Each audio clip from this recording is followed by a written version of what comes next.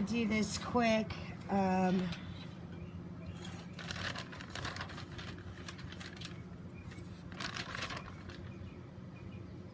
What's up, you guys?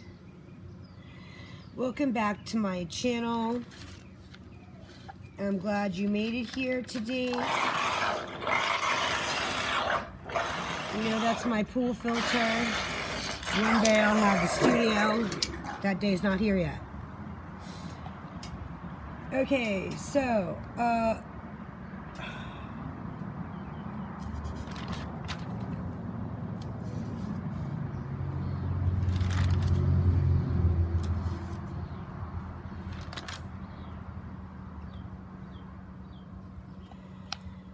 so the Crumbley family, right, is in court today.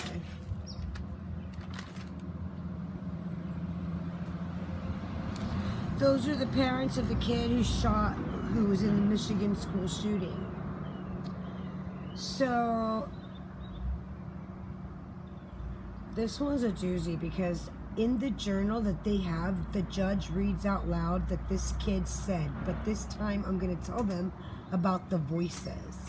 It goes on to say, I asked my dad to take me to the doctor yesterday. And then it says, he gave me some pills and told me to suck it up. He complains about insomnia and paranoia, the parental monitoring, which should have persisted. Research shows it works, never happened. Another thing he said was, I hear people talking to me and see someone in the distance. So he was having hallucinations. That is devastating to me that they ignored his pleas. So the Crumbley parents were crummy parents, right? Apparently the parents have a stigma. I mean, they have a stigma about mental illness. Doesn't everybody? So the parents were nurturing a sociopath, psychologist says. It takes a lot to knock. I have a video titled, When Your Inner Child Comes Knocking, You Answer the Fucking Door. It takes a lot for anybody to knock on the door. And this kid was knocking on the door for help, and his parents ignored him. So Vinnie Politan, on this video, shut up, you guys. So Vinnie Politan goes on to say, why would you not get him help, especially a boy? Because, you know, I raised a kid, I raised a boy, and my son, I never saw him. Especially when I moved in with my husband. That was the last I saw him. He stayed at his friend's house the entire time. He didn't want to be a bother or a burden. You see, I had my son at 16, and I nurtured him correctly. I told him everything he needed to know and then some. I even told him, judge everything and everyone for yourself, because that's exactly what they're doing to you. And I can continue by repeating to you what he said to me then, to give you an example of the kind of child that I raised. He said, Mama, because he was 5 years old at the time, you're not supposed to judge anyone, lest ye be judged. And I will tell this tale till my dying day, because I got that.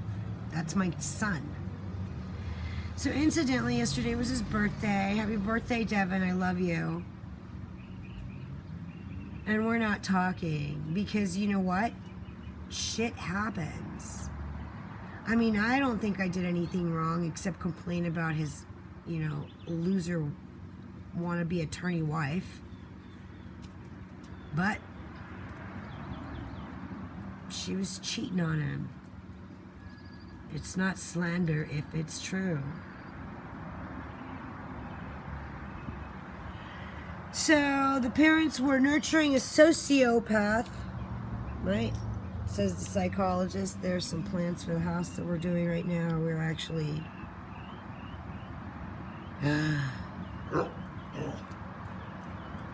trying to fix this fixer-upper that will never fucking get finished. Because you know I want to redo the deck. And I want to redo that landscaping there. And then I want to build a deck over there. One with the top over it. That one's pretty cool, that cabana that the guy next door has. And I watched him build it. And it has come in handy. I've never seen it fly away with Santa Ana's. Anyway, let's get back to the story. So the journal describes the kid's feelings, right? Yeah, if you're gonna be parents, be parents. Parent your child, right? If there's no telling what your kid's gonna do once he's old enough to make his own decisions, and I'm not talking about 21 or 18. I'm talking about as soon as that kid gets old enough to talk, he can make his own decisions. Your only job is to correct him when he's wrong. That's it. And that buck stops when he turns 18. In my case, it stopped when Devin was about 15. Yeah, my son, when I got with his stepdad, never came home after school. He stopped going to school. He ditched classes for 3 months before I even figured out what was going on. And at the time I was quite young. I was, I don't know, maybe 30 years old. 32. I mean, if you're not going to parent your child, you know, I mean, listen, I stopped having my period when I was like 42. At 43, I got diagnosed with multiple sclerosis. And then I went into treatment. Yeah, my buck stopped a long time ago. But I feel sorry for the women that are out there right now that are in danger of, you know, whatever it is that they're in danger of. I mean, if you're a woman and you're in a place you ought not to be, it is your responsibility to your person to take care of that outcome. So change the outcome. If you're not in a place where you need to be, get out of that place. Don't even think twice. Just grab whatever you can hold in your purse and move it on out. Anything else is replaceable. You walk out with the clothes and shoes on your feet. That's it. You leave everything behind. That's rule number 1 of a trauma survivor.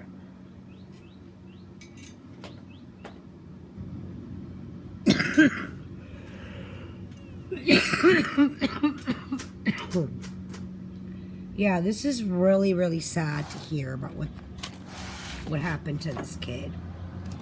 I don't even know his name, but I can tell you one thing. Child psychology and raising a boy. If you're going to raise a boy, you better man up. Because it ain't no joke. They can fall through the cracks in a heartbeat. And when you see that, you're supposed to maintain and keep a level head and move him from that area of his life to a different area where he's safe. That's on raising a boy. I don't have girls. Well, I do, but I didn't raise her. Or I didn't raise them. I just helped kind of walk them through life. But it doesn't mean I was a part of their life. And it's very difficult to come to that sense. So basically I'm having emptiness syndrome. I've been going through emptiness syndrome since my son left, right? When he was 18 to join the Air Force. I mean, I did everything right. I did everything fucking right. I preached the military to him since the day he could walk. One of his first toys was a bag of soldiers. I had this giant planter in front of the window when he was little. And it had all different types of plants in it. And it's the type of plant that you buy for like a palm tree. I mean, the type of plant stand that you put a palm tree or something in. It was that big, or maybe a little smaller.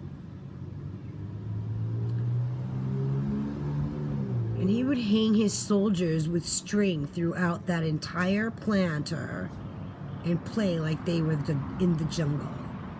I mean, he was that bright. He was so bright. He was amazing when he was a baby, when he was a child. But you have to teach them the way to go. If you're too busy because you're out there fucking or getting fucked or doing whatever the fuck you're doing, you're not doing your job as a parent. If you know you're doing something wrong and you're continuing to do it, you're writing your own destiny. And what did we learn in that reading that I put out? I mean, you could go back and see the video where Fatima says, change your destiny. There's cause and effect. And even if you're doing it wrong, you could still rewrite your way. That's what we learned. Go back and listen. I'm not just whistling Dixie here. I could be gone tomorrow. I have touched many lives, and I will continue to touch lives because it's in my nature. And I'm gonna talk, because talkers gonna talk. It's a lot. It's a lot to be ostracized by your family for fucking having a mouth, right? They can't gaslight you anymore, so they don't want to hear what you have to say. They don't want you around them. They will delete your ass from their Facebooks. As if I didn't get here, giving birth to a child at 16. He turned 35 yesterday. I can tell you stories about that experience. It was the worst experience of my life. First of all, there was the pain. I can't take pain, so that didn't fucking go well.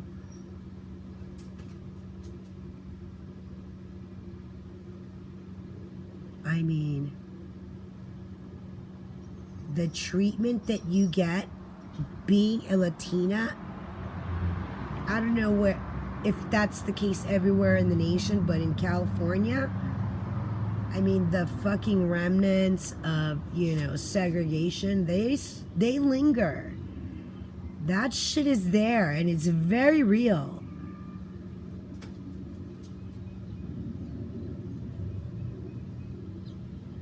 It was an awful experience for me. They ran me from hospital to hospital in an ambulance because no one would take me because I was underage. Do you believe that shit? It was a joke. It was a fucking joke. They took me from all of you to women's at USC to where he was finally born. I mean, what the fuck? That was the craziest experience of my life, the back of that fucking ambulance. But I digress. Yeah, there's a lot of shit, that goes on in reporting. People are like, I don't like what you wrote. Bitch, I'm not fucking here for you. This is what I saw. It's called observe and report. I don't need to get your approval for it. This is what I learned in college. It's called journalism. Lucky for me, we do it on video now.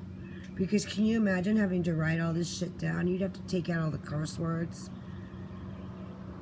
I can't anymore. Right? I mean, what am I observing? It's called research. Someday someone's going to look at this and go, oh, she was an observer and a reporter. It's a lot to witness the world passing by you and not say nothing, right? That's why I read you that Fatima page, right? Because she appeared 100 years ago. I mean, some say she was a UFO and it was an alien. Well, okay. That's okay if that's what you want to believe. I'll believe what I want to believe and you believe what you want to believe, right? I mean, Fatima appeared and these kids became nuns, and everything she said that would happen to them later in their lives. The boy died first, youngest, then the sister, right? And then the last nun lived long enough to give her secret to the Pope, John Paul II. And he read that secret out to the world. Because the secret had been, placed in secrecy for a reason, and they were told not to open it until such and such date. I mean, I didn't fucking make that up. That's right there.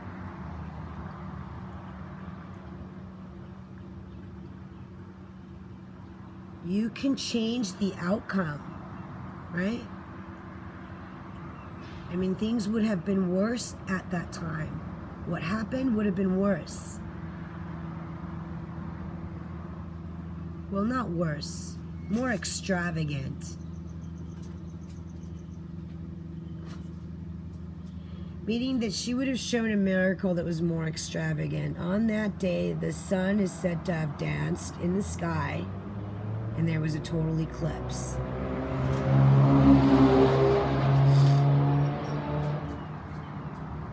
It was a total eclipse of the sun, and she had told them when to come there. I mean, to this day, people think that it was a UFO. Okay. Incidentally, yesterday there was a UFO sighting. There is my vacuum again. It does a good job. So yeah, I mean, it's a lot. I have a headache already from it, but it could be that I'm standing outside. My air conditioner got fixed, so I feel like I'm going to go see Victor sometime soon, maybe today. If I don't go see him today, I'll go see my mom. Yeah, if you're going to parent, you're going to parent. You need to parent, right? Like Vinnie Politan said, why would you not get him help, especially a boy?